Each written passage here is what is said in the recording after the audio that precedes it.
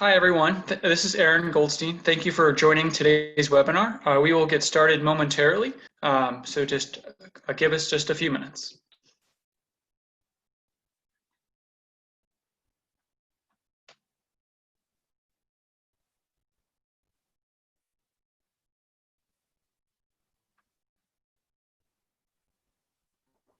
Hi, this is Aaron Goldstein. I'm the Director of Federal and State Engagement at the Learning Disabilities Association of America. Thank you for joining today's webinar. Before we get started, I have a couple of housekeeping items. The first being, we just want to make sure that everyone is on mute for the duration of this meeting. We'll be taking questions at the end of the presentation. If you're connecting via your computer, you can type your question either in the Q&A box or the chat box. We'll be gathering these questions throughout the webinar for the Q&A session. Erica Pardoon is our technical person behind the scenes. If you have any questions at all, please use the chat box to send her a direct message. Unfortunately, for those of you that are on the phone, we're unable to troubleshoot phone connections at this time. And there will also be a replay of the webinar sent to all registered attendees within 48 hours of the webinar, barring any unforeseen technical difficulties. And now I have the pleasure to introduce our speaker. Sherri Maxman is a graduate of the Independent Educational Consultant Association's Summer Training Institute and earned a certificate in independent education consulting from the University of California at Irvine. She is a professional member of IECA, a member of NYSACAC, and a member of the Learning Disabilities Association of America. Her background includes years in the field of publishing and public relations, a stint as a pastry chef, and most recently years of working with parents and high school students on the intricacies of the college application process. She continues to receive training and education in the field of college admissions and learning disabilities, and she is constantly on the move, visiting colleges, going on campus tours, meeting with academic support personnel, and dining in college cafeterias to see what each college is really like. She has two daughters who attended and graduated from college after going through the grueling application process themselves. Before I pass it off to Sherri, we have a poll that's available that's going to show up on your screens. So as you see, the question is, we just want to get a sense of who is here. So the question is, what best describes you? And you can see the choices here on your screen. So please complete this, and then we will get started with Sherri's presentation. Thank you.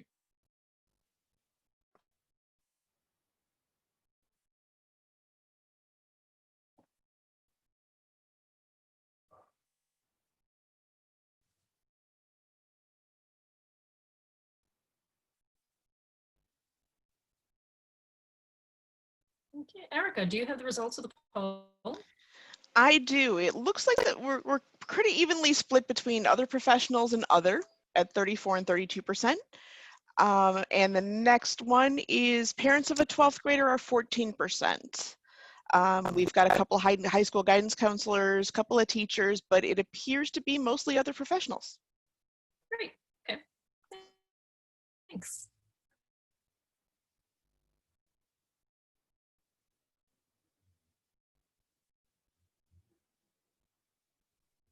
So Sherri, I'll pass it off to you for your presentation. Great. Thank you. Thanks, Aaron. Thanks so much for having me. Good afternoon, everybody. I hope everybody is safe and well. As Aaron said, my name is Sherri Maxman. I'm an independent educational consultant.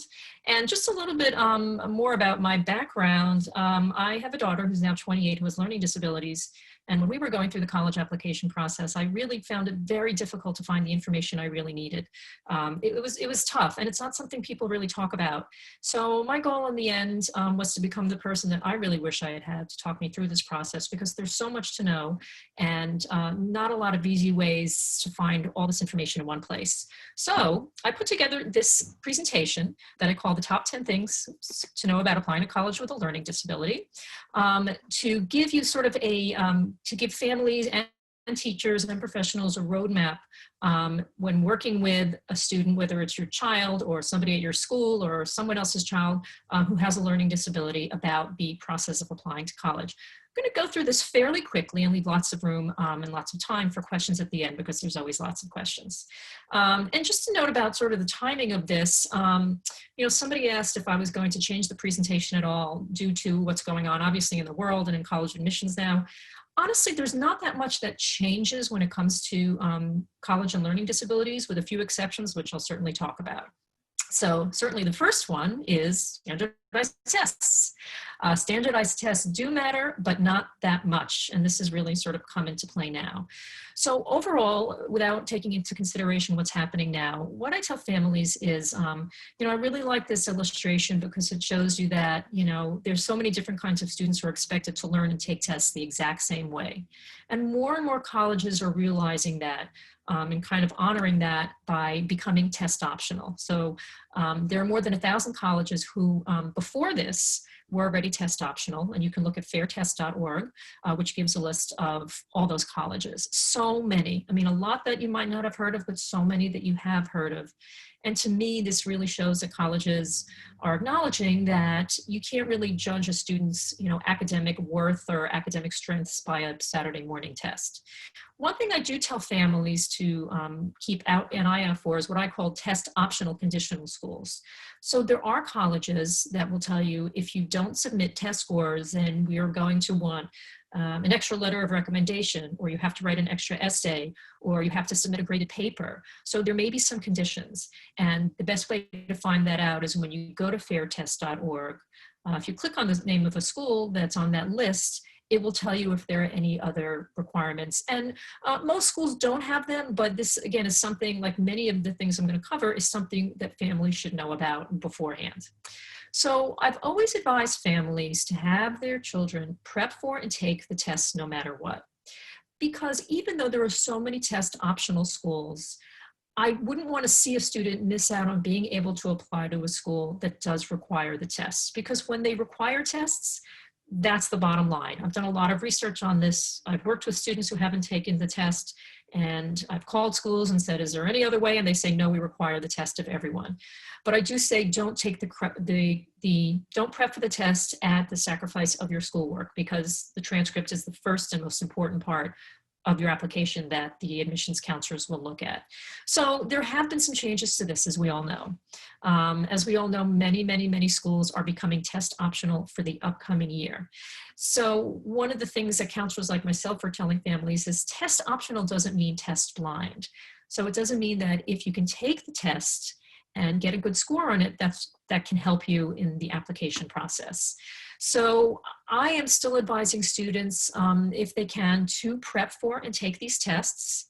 Hopefully they'll be able to take them in the fall. Again, that's a little bit up in the air. And then see what the results are, and see if it's something that you want to submit. I do think there's a lot more flexibility, of course, now, and I can't really say what's going to happen going forward. I think some schools will remain test optional. They'll see that the tests aren't really as valuable as they had thought, but certainly some schools will still require tests. So like with many other things, we're going to have to wait and see.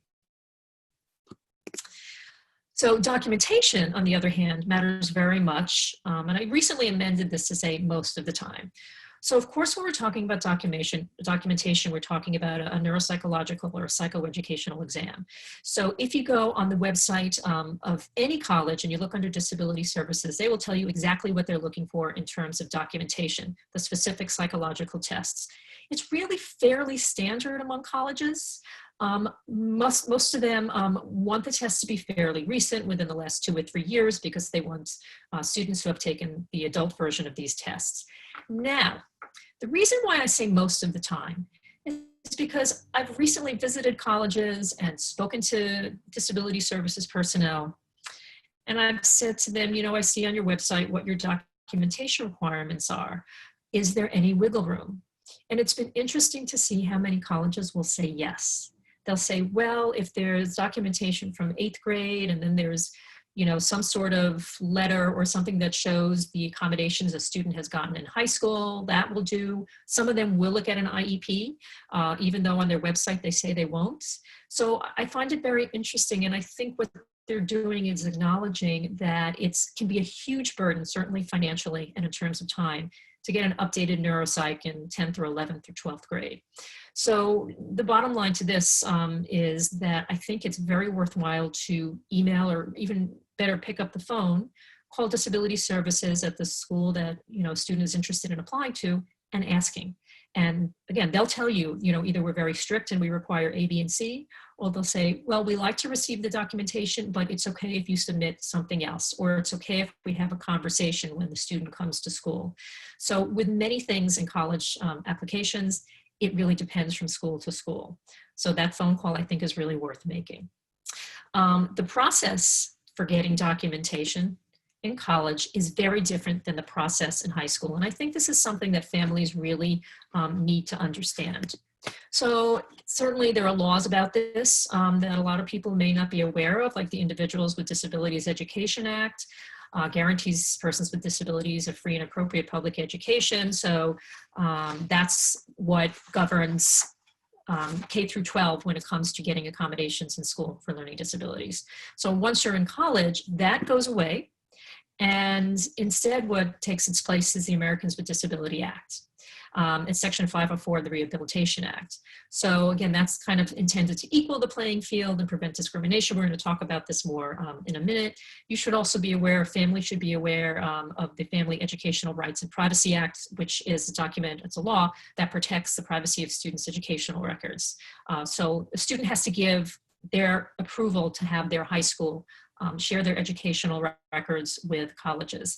By the same token, as you may know, colleges don't share education about a student with families. So even though a family obviously is paying for college, they're not going to get the grades. They're not going to get the transcript unless the student decides to share it with them, which I think comes as a little bit of a surprise to a lot of families. So what's very important to understand are some of the main differences between high school and college when it comes to students with learning disabilities, when it comes to accommodations and supports. So in K through 12, as I said on the previous screen, according to the law, it's the school's responsibility for identifying, testing, and providing services for students with learning disabilities. So again, it is up to the school. Obviously, the parents need to play a part in this, but it is the school's responsibility. The student doesn't have to go to the teacher. The student doesn't have to necessarily go to anyone unless they want to, but the school must identify these students, must test them, and must put those accommodations in place. In college, all that goes away. I kind of describe it as it gets turned upside down. In college, it's up to the student to self-identify and to ask for or apply for accommodations, and they may not be the same as what the student received in high school. So that also comes as a surprise to families who have been accustomed to getting a lot of support from high school, and the teacher will get involved, maybe a counselor will get involved, and they're surprised to learn that in this case, the student themselves must walk into disability services and say, I have a disability and this is what I need to learn, and I know this is what the accommodation I should get, and then they'll probably have to go up to their professor and give them a letter stating what their accommodation is. And that's a really hard thing for a lot of students, but it is how it works, and it's something that I think families need to understand, before a student goes away to college. And then there's some more differences that all students have to be aware of, but I think especially come into play when a student has learning disabilities and they're very accustomed to one way of learning, and now this may be very different. So as you all know, in high school, students are in class most of the day, and students are entitled to an education. That's an important distinction. That is not the case with college. That is the case with K through 12.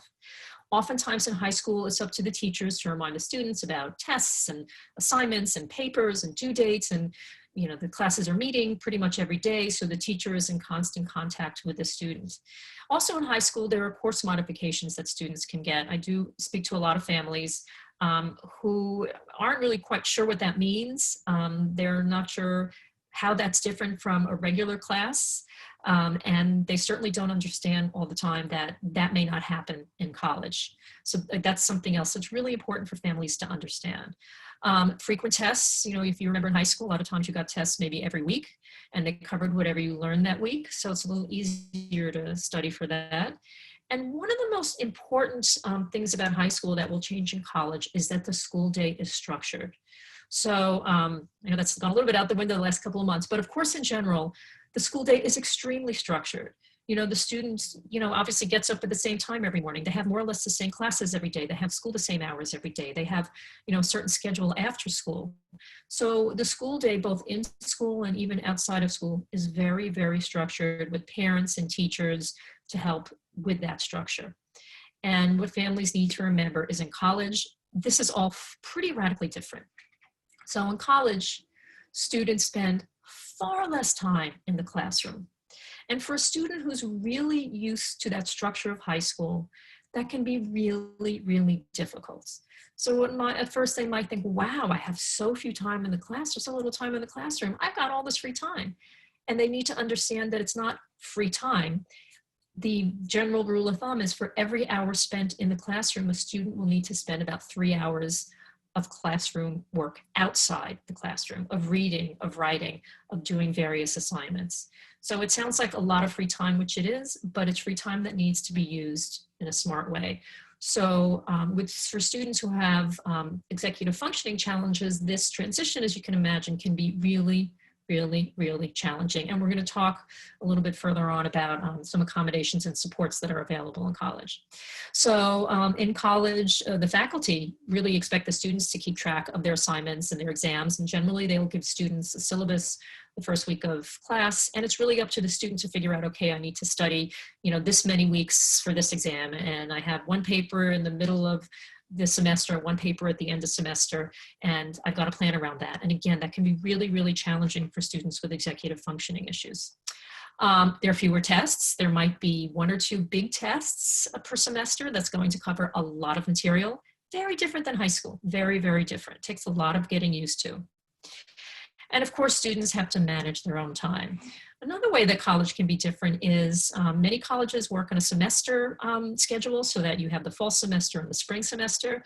But when you look at colleges, you may find colleges with a trimester schedule or a quarterly schedule. And those colleges, the semesters, the terms tend to be much shorter, which means the classes are much more fast-paced.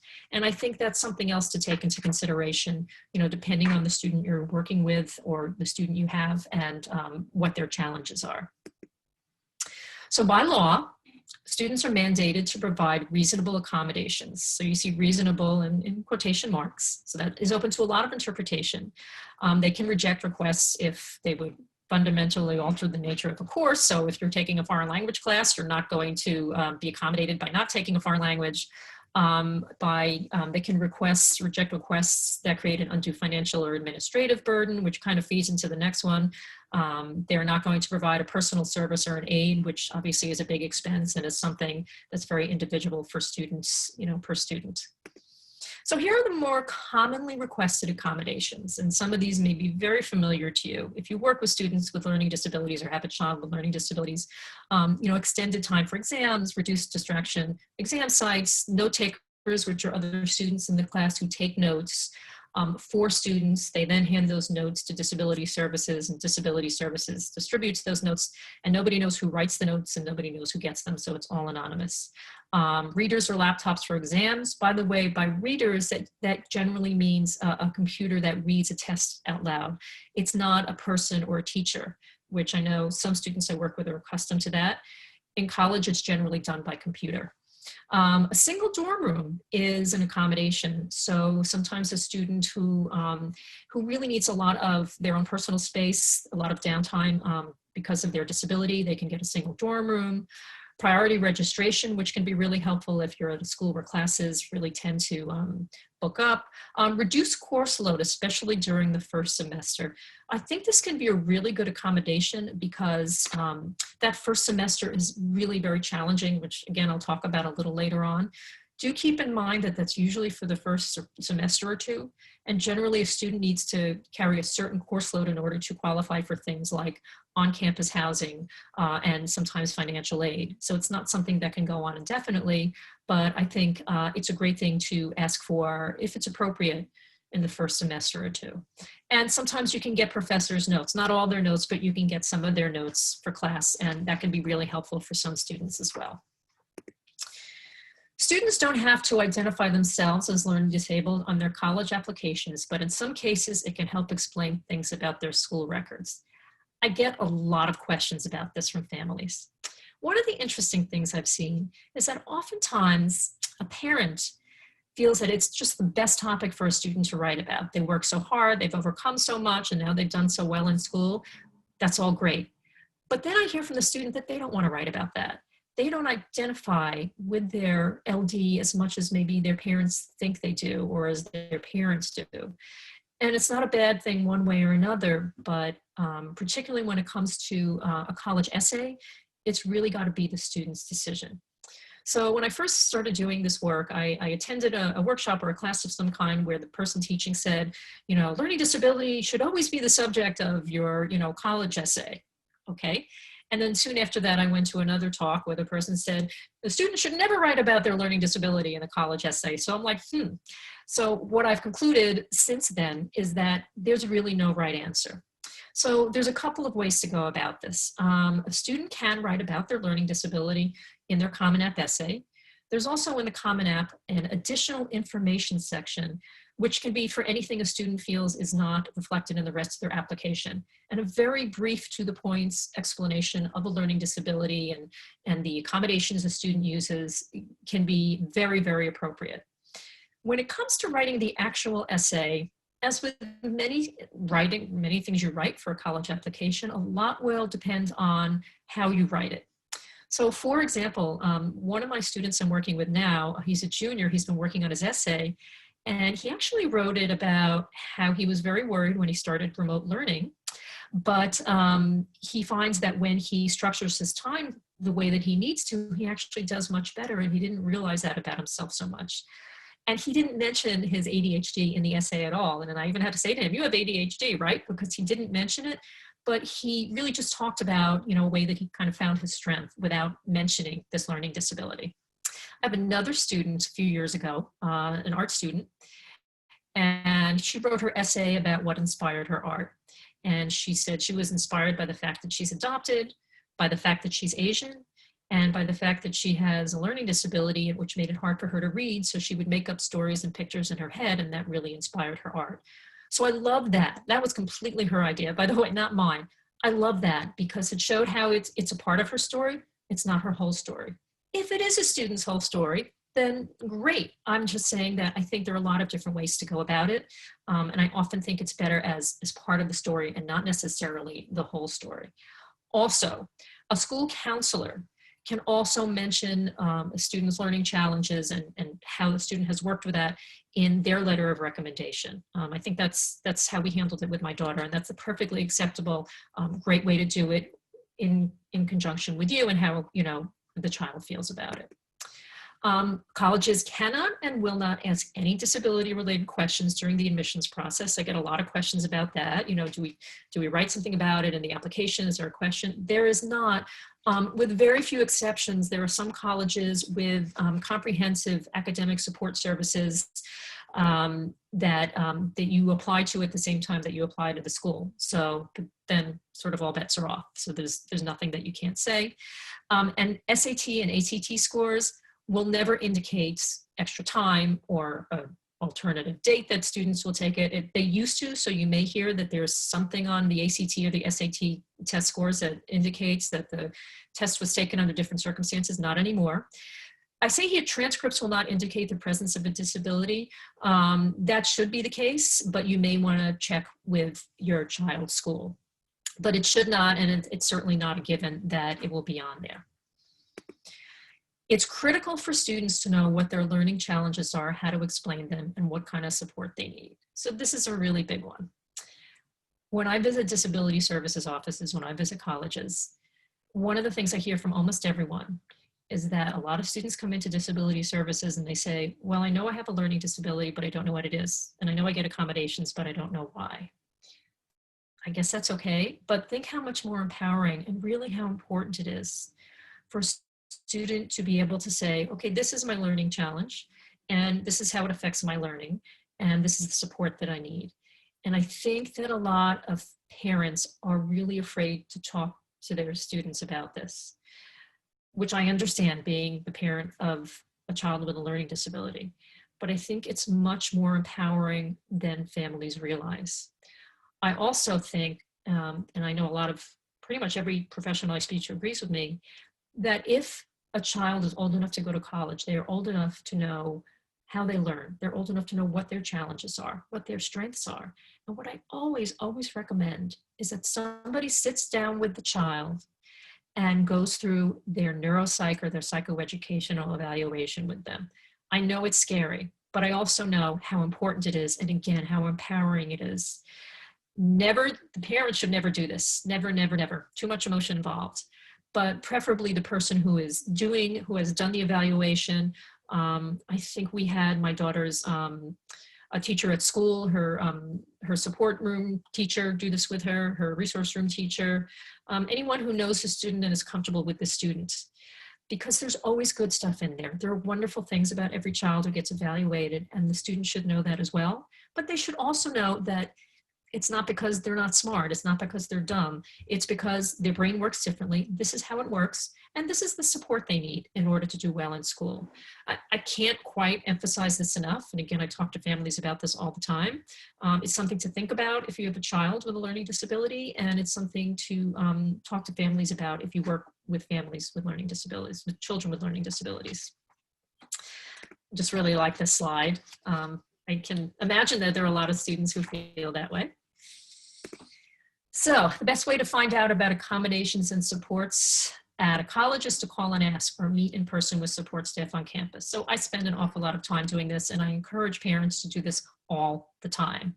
When you visit a college, make an appointment with disability services. That's a great way to find out how accommodating accommodations are. Are they willing to meet with you? Are they saying they're way too busy? Are they saying they don't meet with families? Those are really good things to know about if you're thinking of sending your child to that college. I also get questions from families who say, well, but what if admissions finds out and they find out my child has a learning disability and then they won't admit my child? I say to them, it's never something you have to worry about, because first of all, every college expects students with disabilities. That's why there's an office of disability services, for sure. They all know. And by the way, it's not considered a diversity issue. So I've had families ask me that too. Is it make my child diverse? No, because the school knows they're getting plenty of students with learning disabilities. Also, generally, admissions is on this side of campus, disability services is on this side of campus. They're way too busy to have anything to do with each other. And finally, I do think it would be illegal for disability services to share that information with admissions. The only exception to that would be, again, if you're applying to a college with a comprehensive fee-for-service model and you apply to that at the same time that you apply to the college. But don't ever be afraid to meet with disability services personnel. I do it all the time. They're generally incredibly accommodating, as they should be. And it's really the best way. You can look on a school's website, but you won't find out everything that you'll find out by talking to somebody in disability services. So accommodations versus support services. So there's differences there. Accommodations are through Office of Disability Services, and support services are usually through academic support, which can be called student success. It usually involves things like tutoring and workshops and that sort of thing. And then there are 3 levels of support that we're going to talk about. So every college will have what I call basic services. It's federally mandated by the ADA. Again, every college has to have an Office of Disability Services. They call it different things. They might call it accessibility, but it's disability services. Well, how do you find that, by the way, on a website? It's not easy to find. You'll never find it front and center on a college's website. So you can do what I do, which is you type disability services in the little search box and it'll take you to their website, and lots of great information there. So again, basic services, these are accommodations. They're administered by disability services. Documentation is generally required, although there are some exceptions like I discussed earlier. So this is something you should call and ask about. Always a student must request services. Disability services will never reach out to the student to offer services, even if a student is registered with disability services. The student must ask the accommodations. And there's never a fee involved. Never, never, never. Pretty much every college will have some sort of what a lot of my colleagues and I call mid-level or coordinated services. So in addition to accommodations through the Disability Services Office, they will have services, they usually call it academic support or student success, and they're available to all students, no documentation required. Again, students have to request services. And it includes things like peer tutoring, workshops. Pretty much every college will have writing and math centers. Those are two things that pretty much every college student at one point or another struggles with. And again, it's administered by an office that might be called academic support, student success services. And you can also find this out by doing the same thing. You type in the search box, academic support. That's usually what I do. And something will pop up that offers these services. And so these you find pretty much at every school at different levels. And again, it's worthwhile to do some investigating. And then there are a relatively small number of schools, although it is growing bit by bit, that have what I call comprehensive services. So these are available, generally they're available to any student with a fee. And this fee can range anywhere, I would say, from $1,000 to $3,000 a semester. I think of it as an insurance policy. Usually you don't need to submit documentation. Sometimes you do, but usually you don't. And you want these to be administered by learning specialists. So when I call and ask about comprehensive services or even coordinated services, I say, okay, you have tutors, you have executive functioning coaches and academic coaches. Are those peers or are those professionals? A lot of schools will have students who get great training and are able to work really well with students on these topics. But if I have a student with pretty severe challenges, especially when it comes to executive functioning, I would want a professional and not a student. And that's a really important question to ask. So is it administered by learning specialists or by peers? So the real hallmark of these comprehensive services, as far as I'm concerned, is that one-on-one support. So it's someone who will meet with a student at least once a week for at least an hour a week and help them stay on track with their assignments, help them organize their syllabus, help them figure out when to start, this project or study for that test. And sometimes there's some academic oversight, meaning that at some schools, the professors will reach out to the comprehensive service office or vice versa to see how the student is doing. And again, these are things I ask about when I visit a college, and I encourage you to ask by phone or when you visit colleges.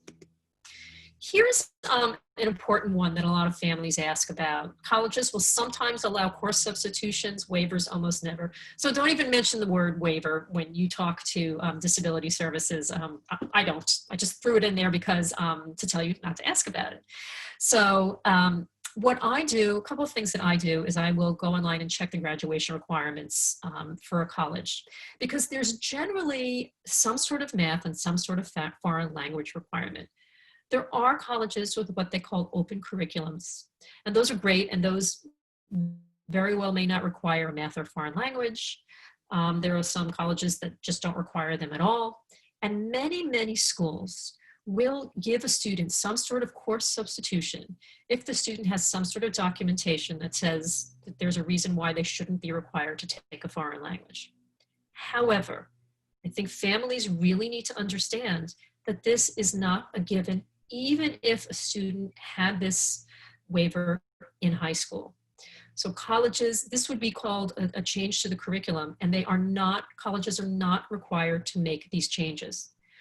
So I've called colleges, and many of them say, I say, do you have any sort of language substitution for a student with documentation? And they say, yes, they can take a culture course, they can take a history course, or there's many different courses they can take. I've also called colleges where they've said, what, that's part of our graduation requirement. Every student who graduates must have a year or 2 years, whatever, of foreign language, no exceptions. And they are within their legal right to say that. This is something I think that students need to know before even applying to a college. If a student really struggles with foreign language and feels that they cannot take a foreign language in college, it would take away from too much else they needed to do academically, they need to know that ahead of time. I feel pretty strongly about that, as you can see, because I wouldn't want a student to get really excited about a college, get into a college, only to find out how difficult it will be to graduate from that school because of the graduation requirements. Really important. It's usually pretty easy to find out with a phone call, a little harder to find out on the website. But like I say, I think it's very, very important to understand. Self-advocating is the most important skill our children will need as they head off to college without us. And we could do a whole webinar just on this. And it's a really tough subject for any parent, especially if you have a child who has any particular, special needs, Well, you've been advocating for that child their whole life. And suddenly people are going to start saying, okay, now your kid has to advocate for himself. Well, that's great. It's easy to say, but there's really nobody to tell you how to do that. It's really tough. And I'm not here to tell you any magic formula, but I can give you some ideas. And one of the things that I do is, actually I talk about a presentation I went to a number of years ago on this very topic. And the person giving the presentation, it was mostly parents in the audience, and the person said, how many of you here, wake up your child in the morning? And all these hands went up. And the person on stage says, I want each of you to stand up right now, leave this room, and go out and buy an alarm clock. And I really like that. I really just kind of got the point across that if your child is going to head off to college at some point, preferably sooner rather than later, they need to learn to do for themselves all the things you've been doing for them. And I don't quite need I don't really need to explain why. I think everybody understands that, but the question is how. And again, there's no magic formula, but I can give you some suggestions. And the main suggestion is really to make a list, a physical list of all the things that you do for your child that your child can really do for themselves, and have them do that for themselves. Don't give them the list and say, okay, you're on your own. That's not what I'm saying at all. But I'm saying, that gives you an idea of what they should start doing for themselves. Everything from basic meal preparation, everything, of course, from getting up in the morning, getting themselves to school on time. One of the ones I really like is have them make and go to doctor's appointments on their own. I mean, by the time they're 16 or 17, they're certainly old enough to do that. And doctor usually prefers the parent not to be in the room anyway. Laundry. I mean, we sort of laugh about students going off to school not knowing how to do laundry. But again, it's empowering for students to know how to do this themselves. Issues at school with teachers, instead of the parent running interference, the student should do that, because once they're in college, they're going to have to advocate for themselves to their professors. The professors are not going to speak to parents. So again, it's a process. It's not going to happen overnight, but it really should happen. And what I think we don't talk about enough either is that this is the biggest transition that students have made in their life so far. And we talk about how fun it is and how exciting it is. And oh my God, it's going to be so great. And whatever you do not ever say to your child, it's the best 4 years of your life. It's a terrible thing to say. It puts an enormous amount of pressure on your child to enjoy every minute, when the fact is you don't enjoy every minute. College is hard. College is a lot of work. I think college is a lot harder than it used to be. So it's not the most wonderful 4 years of your life. They're wonderful 4 years, but there's plenty of other great years, on top of which it's really depressing to think that at 22, the best 4 years of your life are behind you. I mean, I just don't ever say that to a child or a student. And I often tell the story of my younger daughter, my neurotypical younger daughter, who had no learning challenges, always did great in school, always had a ton of friends, always had plenty going for her. And the day that she left for college, she got dressed and she said to me, do I look like someone you'd want to be friends with? Which is not something you'd ever expect from her. And months later, she said very casually, oh, I only cried a few times that first week of college. So I'm telling you this, and she would hate it if she knew that I was telling you this, but I'm telling you this because even a student who seemingly has everything together and you figure would have no issues transitioning from high school to college, it's tough. It's a challenging transition socially, academically, just day-to-day living. And so the most we can do to give our child the tools to really navigate that transition, clearly the better off they'll be, which isn't to say there won't be some challenges, but we want to put them in the best possible position. Really important, put those accommodations in place even if your child insists he or she won't need them. So I've heard this, you've probably heard this. I don't have a learning disability anymore. I don't want to be special. I don't want to be different. I'm going to try it on my own. I don't want to use extra time. Okay. Even if a child says that, I feel it is the parents, and even as we're letting the child transition and handle things on their own in college, the last big thing I tell parents to do is once they know where a child is going to college, call disability services and find out how it works and make sure that those services are in place so that as soon as the child steps on campus, they'll be able to access those accommodations without filing a whole bunch of paperwork. Because I hear this again and again from disability services people about how students, come to college, they're not going to use their accommodations, they want to do it on their own. Halfway through the semester, they crash and burn. Happens all the time.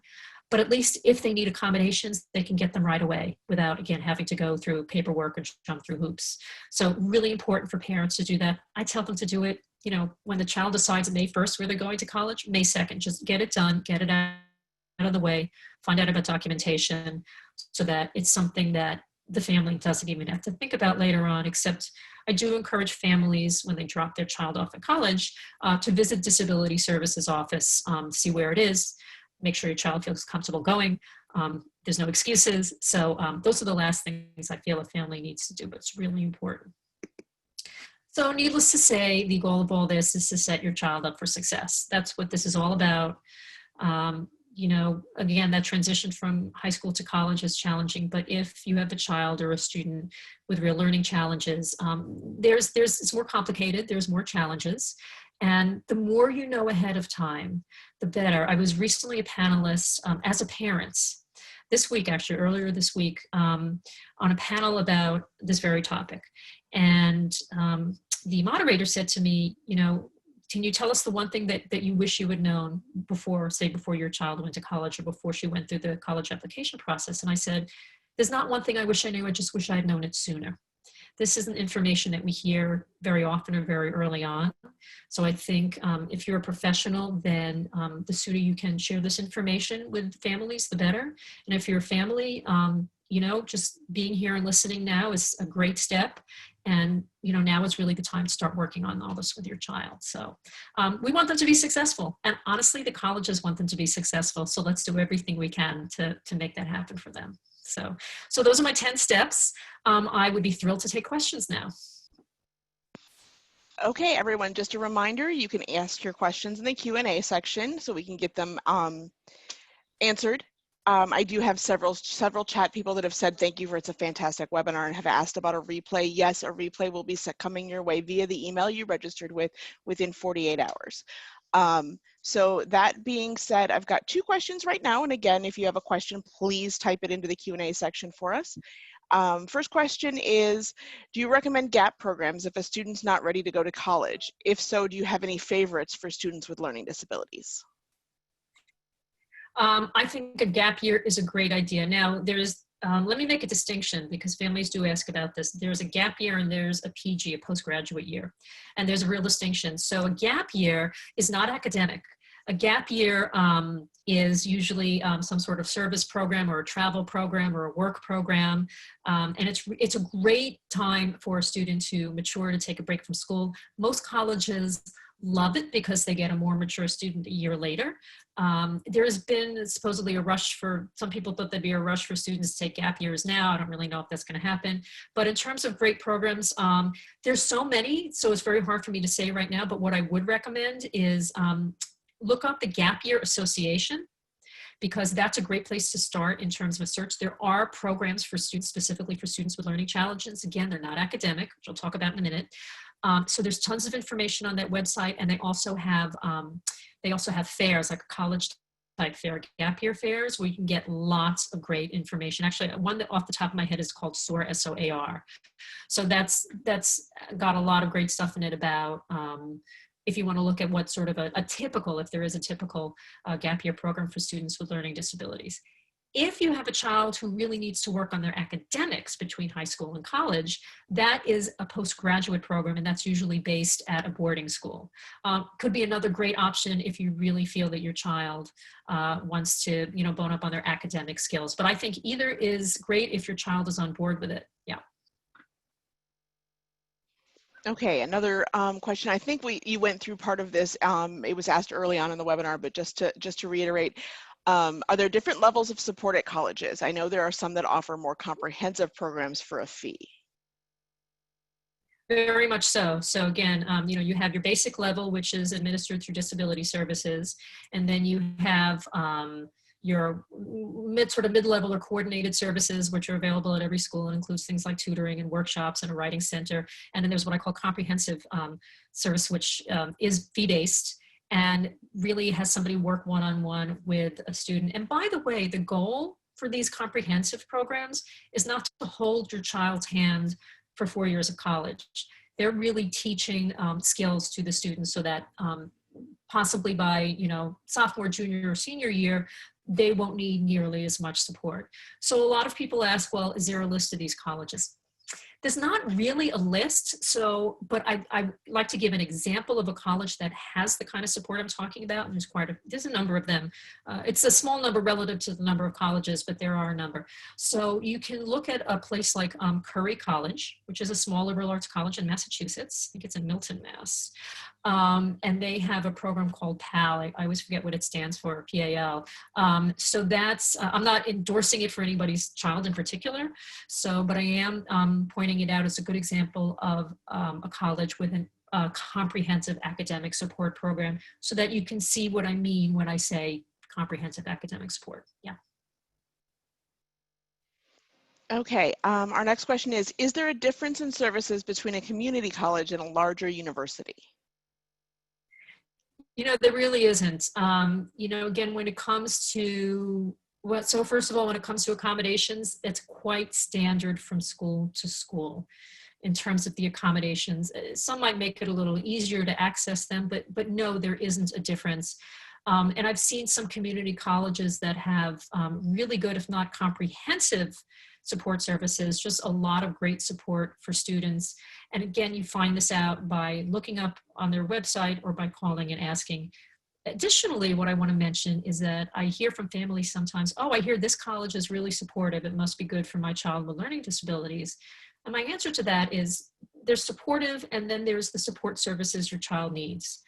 You know, I think a lot of colleges are supportive of all students and offer great services and academic advising and academic support. But is it the support your child needs, particularly for a child with executive functioning challenges? You know, it's the kind of kid that you send them away to college and you keep your fingers crossed that maybe they'll keep up with their schoolwork, but you know they probably won't because they need that extra level of support. They don't need a supportive college. They need a college with a very specific type of support for them. And sure, you can find this at community colleges as well as big universities. You know, I get families that ask, well, can my child with a learning disability go to a big university? And my answer is yes, if the university has the support they need, number one. And number two, if the student is self-aware and knows when they need help and will be able to seek out that help. So again, it takes a certain type of student who isn't going to try to disappear in the crowd, but is going to say, you know, it's a big class, I know I need help, and I know where to go for it. So to me, that's the distinction. So can a child with a learning disability go to a huge school? Absolutely, and some of them have great support. You kind of have to know the child. Okay, our next question is, do you have any suggestions for encouraging students to begin using assistive technology before they go to college? And what if they're resistive?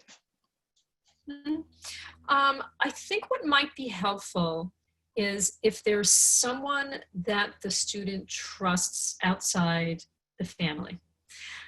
So I say that as having raised two teenagers, sometimes, especially as teenagers, the last person they want to trust is their parent. The last person they want to listen to is their parents.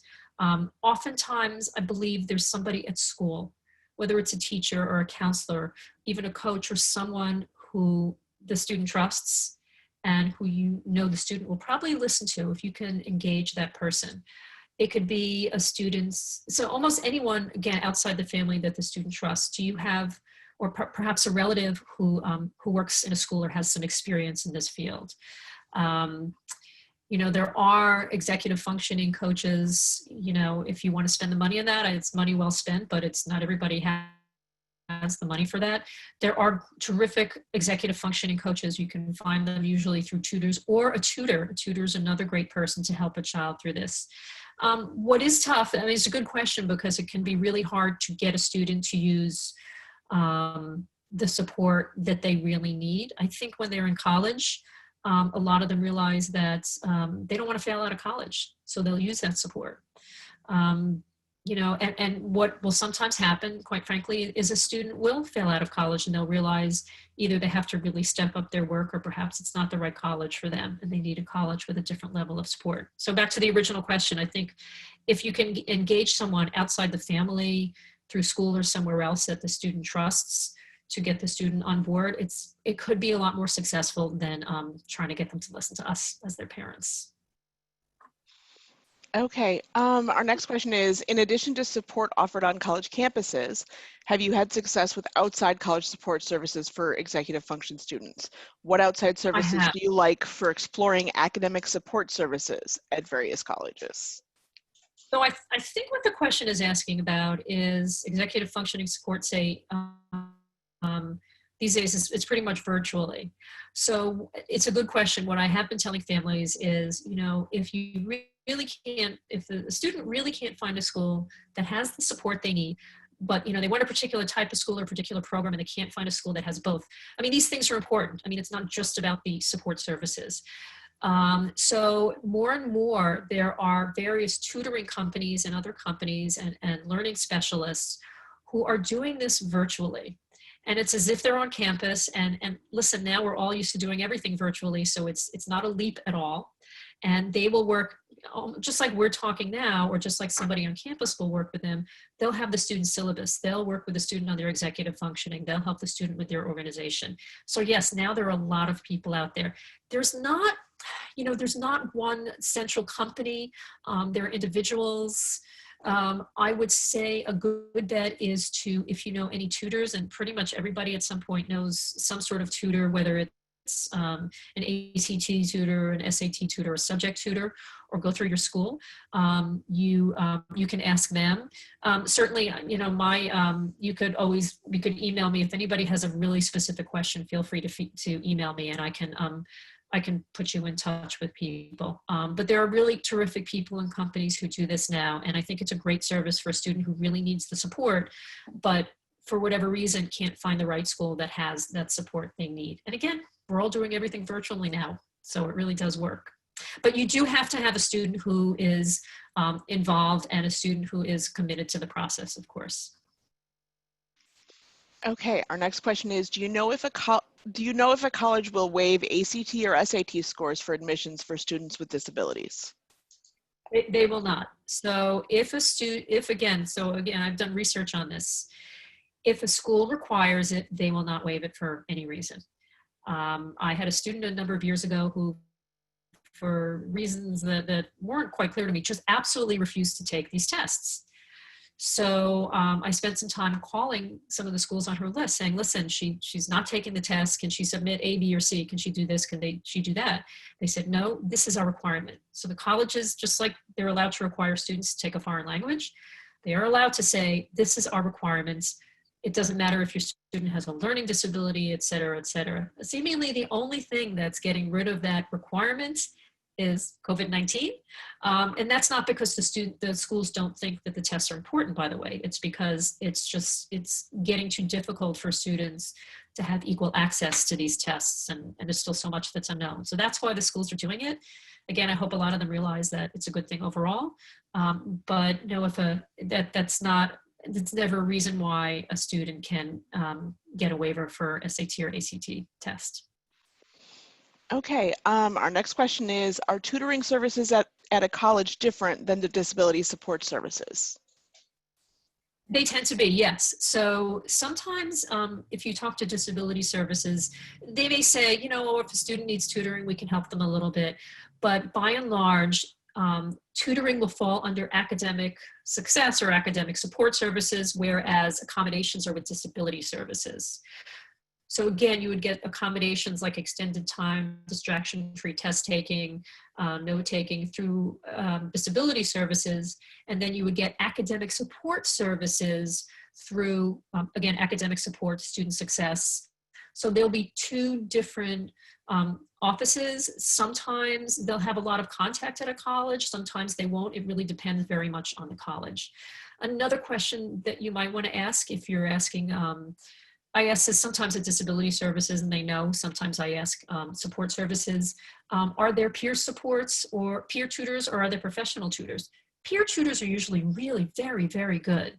But depending on the student's learning issue, you know, you may want to ask about our professional tutors available either for free or for some kind of cost. And by the way, at most colleges, not all, but the vast majority of them, tutoring is free.